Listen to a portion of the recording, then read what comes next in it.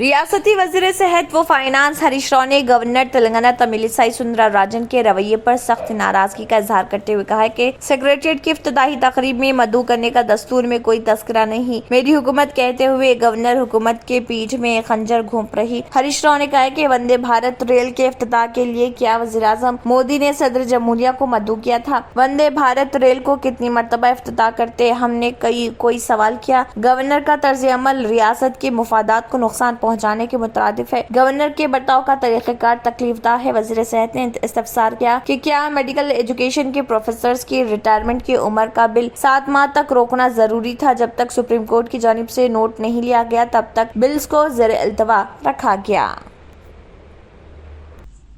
हरियाणा के गवर्नर बंडारू दत्तात्रेय ने 5 मई 2023 को जिब्राल्टर रॉक टैंकबंड हैदराबाद में गौतम बुद्ध मुजस्समे पर पहुंचकर वहां पर 267वीं बुद्ध जयंती की तकरीबात में शिरकत की। इस मौके पर उनके साथ दीगर अफराद भी मौजूद रहे।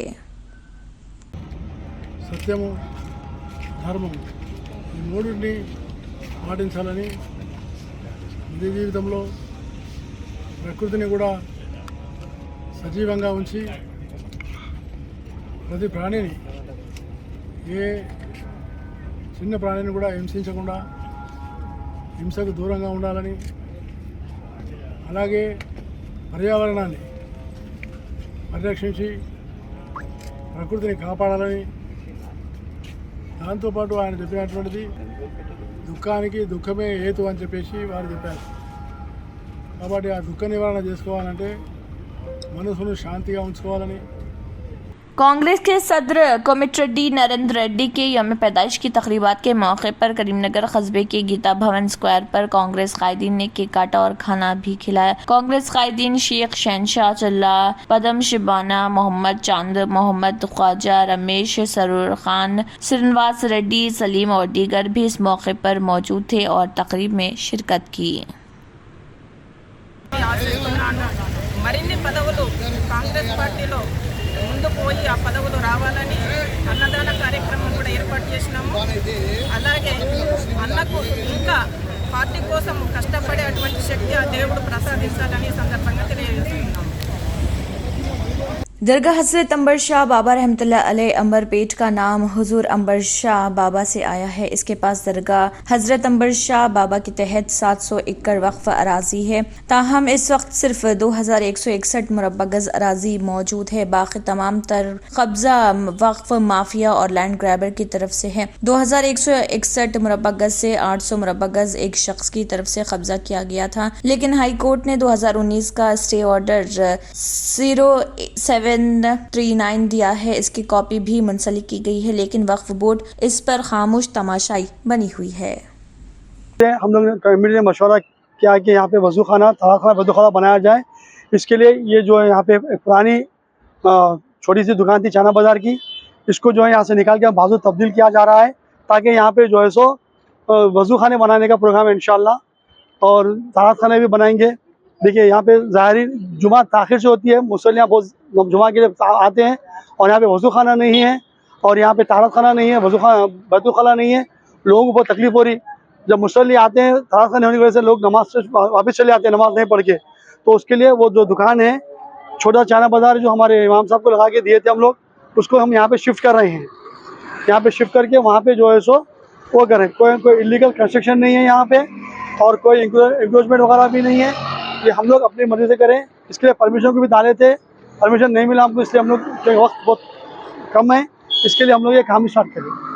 भारतीय जनता पार्टी बीजेपी के साबिक एमएलए और मध्य प्रदेश के साबिक वज़ीर आला कैलाश जोशी के बेटे दीपक जोशी यहां रियासती कांग्रेस सदर कमलनाथ के सामने बाज़ाब्ता तौर पर कांग्रेस की रुकनीत इख्तियार कर सकते हैं। देवास जिले के बागली और हाट पेपलिया से एमएलए रह चुके जोशी काफी दिनों से रियासती बीजेपी तंजीम से नाराज थे और उन्होंने 1 मई को अवामी तौर पर नाराजगी जाहिर करते हुए कांग्रेस में शामिल होने का इशारा दिया था। इसके बाद रियासती तंजीम की तरफ से उन्हें मनाने की कोशिशें की गई, लेकिन वो कांग्रेस में शामिल होने के अपने फैसले पर कायम नजर आ रहे हैं। आज उनकी अहलिया की बरसी है और वो कल यहां कमलनाथ से मुलाकात के बाद ज़ाब्ता तौर पर कांग्रेस में शामिल हो सकते हैं। जोशी शिवराज सिंह चौहान की हुकूमत में साल 2018 से पहले तकनीकी तालीम के वजीर भी रह चुके हैं।